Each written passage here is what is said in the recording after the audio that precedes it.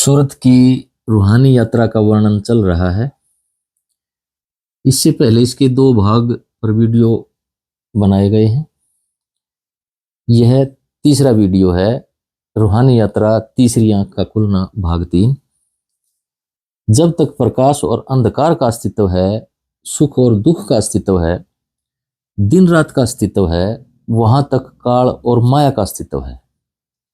और ब्रह्मलोक की चोटी तक इन चीजों का अस्तित्व बना ही रहता है।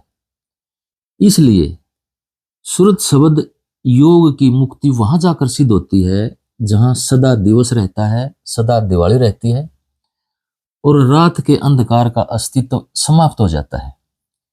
यह अवस्था सचखंड में जाकर प्राप्त होती है। जिस प्रकार भंवर गुफा सत्यलोक का द्वार है, उसी प्रकार आज्ञा चक्र ब्रह्मलोक का द्वार है।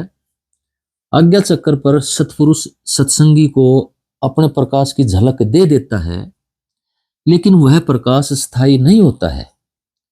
जब भी सत्संगी के अंदर या साधक के अंदर सतगुरु के प्रति प्रेम और विरह की भक्ति मजबूत होती है, सतपुरुष उसे संभालने के लिए और उसके विश्वास को बनाए रखने के लिए अपने ऐश्वर्य के आलोकित रूप के दर्शन देता रहता है। लेकिन इस लोक में उसके ऊपर भी स्थूल माया व काल के पर्दे चढ़े हुए हैं। इसलिए बीच बीच में ऐसा समय आता है जब काल और माया के ये पर्दे लंबे समय तक उसके प्रकाश को बाहर नहीं आने देते हैं और सूरत अर्थात आत्मा को अंधकार की गहरी गुफाओं में ले जाकर काल और माया की बेड़ियों में जकड़ देते हैं।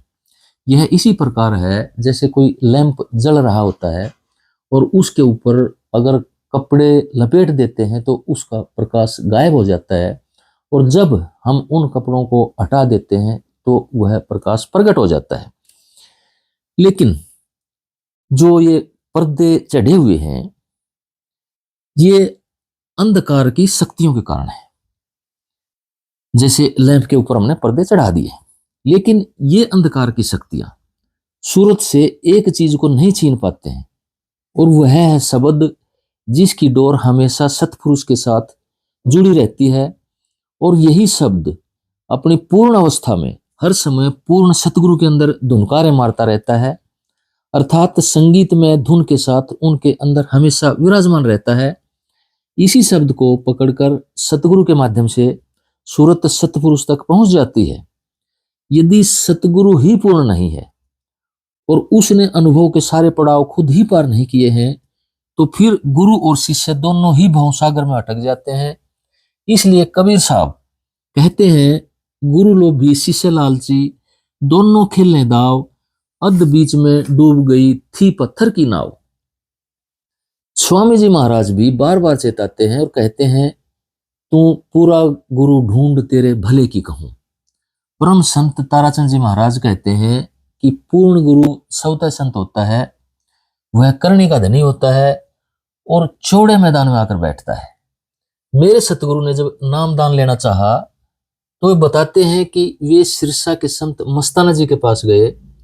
उन्होंने कहा कि ताराचंद, तू मेरा हंस नहीं है, तू मास्टर राम सिंह का हंस है, जो तेरे पास के गांव जुई में ही रहते हैं। वे साधारण गृहस्थी थे और झोंपड़ी में रहते थे। मेरे सतगुरु पहले भी अरमान साहब के पास गए थे, लेकिन उन्होंने उनको नामदान नहीं दिया था।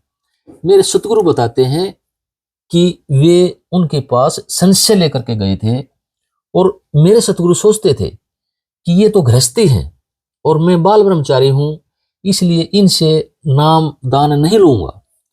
जब शाह मस्ताना से उनकी बड़ाई सुनी तो मेरे सतगुरु को असलियत का पता चला और अरमान साहब के शिष्य बने।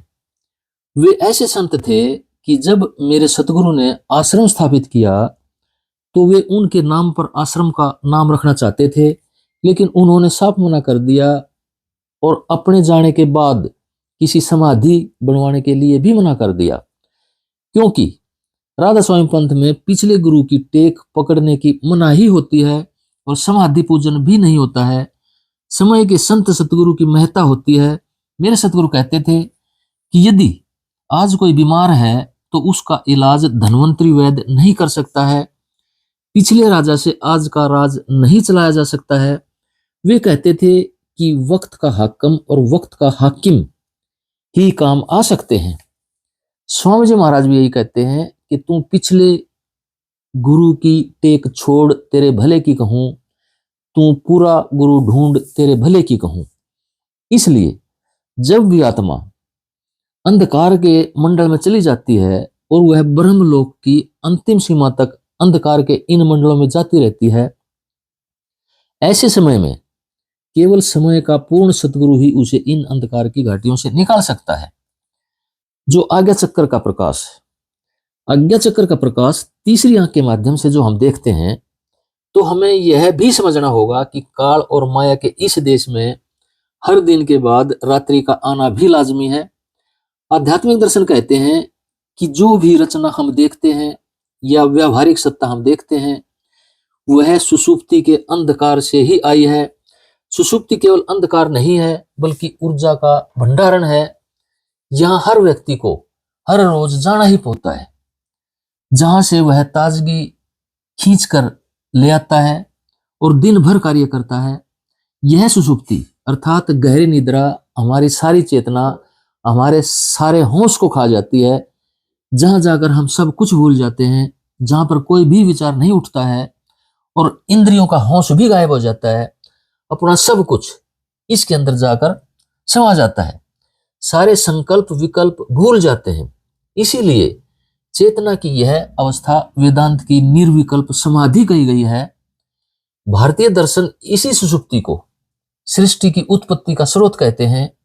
इसलिए ध्यान की अवस्था में जब भी अंधकार की अवस्था आती है, तो यह अवस्था बेशक अंधकार और अज्ञान की अवस्था प्रतीत होती है, लेकिन सारे ज्ञान, आनंद और व्यावहारिक व प्रातिभाषिक सत्ता की जननी यही सुषुप्ति है।